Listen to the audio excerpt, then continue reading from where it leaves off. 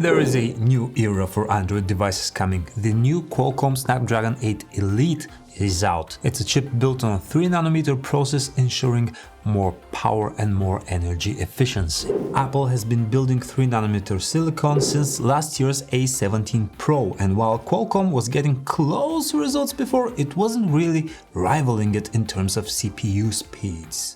Well, there's absolutely no better way to experience the Snapdragon 8 Elite than with this phone, the Asus ROG Phone 9 Pro. In case you didn't know, Asus makes these super decked out gaming phones that have long-lasting batteries, extremely efficient cooling, and are always stacked with the best hardware. So check this out, these are the benchmark scores for the iPhone 16 Pro Max versus the old Asus ROG Phone 8 Pro with the Snapdragon 8 Gen 3. Graphics wise, it's pretty good, right? But those CPU speeds, Apple is pretty much in the lead. And now here are the results with the new ROG Phone 9 Pro with the Snapdragon 8 Elite.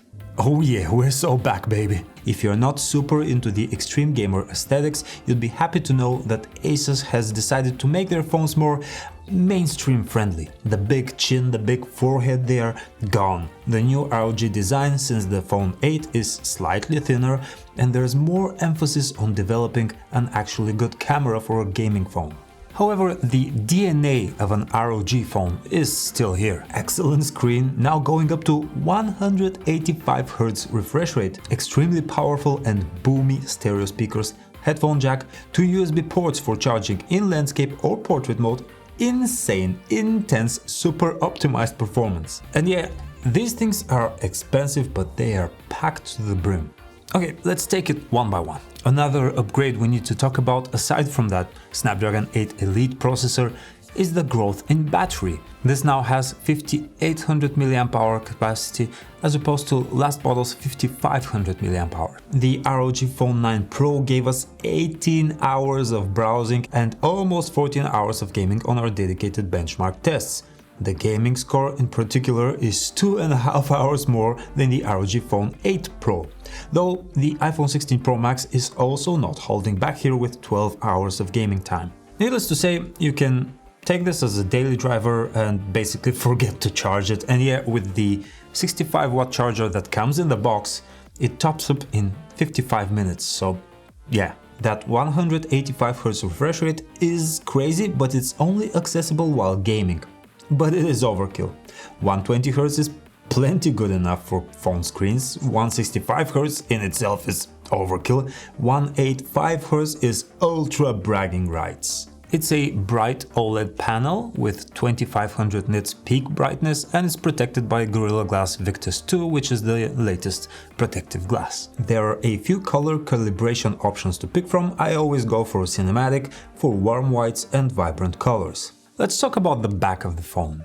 Asus did away with the RGB lighting on both the Pro and the non-Pro models this year. Now you get this matrix of hidden LEDs. The Pro has 648 dots for more detailed graphics, the non-Pro has 85 for smaller but still fun pictures. But if you want to go low-key, just disable it and the LEDs are completely invisible. So the ROG phone is conforming to be a bit more subtle than before. Gone are the crazy colors and intense accents. Now, if you do not want to spend for the top tier model, you'd be happy to know that the differences between the ROG 9 Pro and ROG 9 are kinda negligible.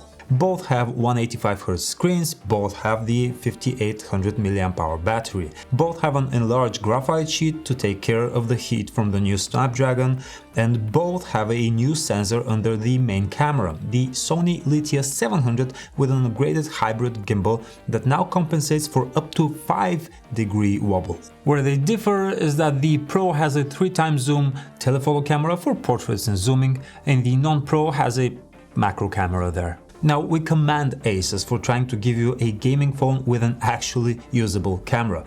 The previous model, the ROG Phone 8 Pro, I ended up using it for 2 months as a daily driver.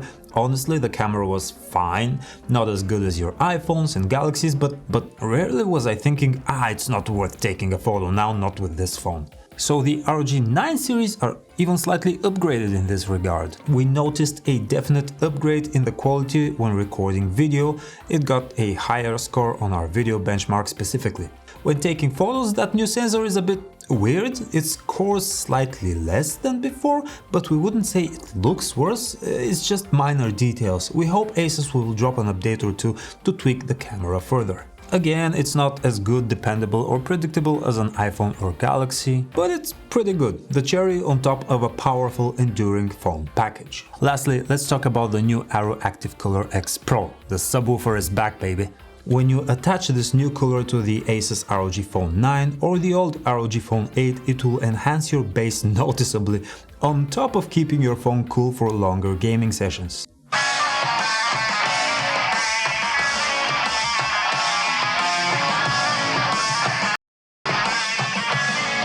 Brings a tear to my eye. The normal Aero Active Cooler X, if you have one, is still compatible with the new ROG Phone 9, and this new one will work with the ROG Phone 8, so you have some upgrade options.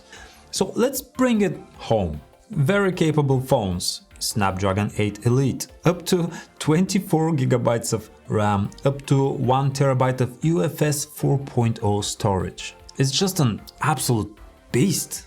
Higher scores than the iPhone, shee! You do get 2 years of Android updates with these and 4 years of security patches, so it's so-so. The only AI features you'll find in these are gaming oriented.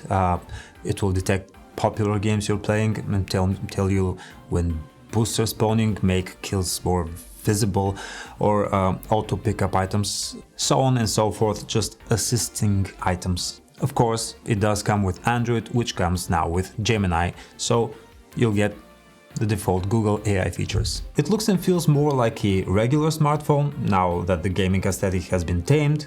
Is it worth the money? It's an enthusiast phone through and through, and I'm pretty sure that the target demographic will appreciate it. Thanks for watching, see you next time. I'm busy.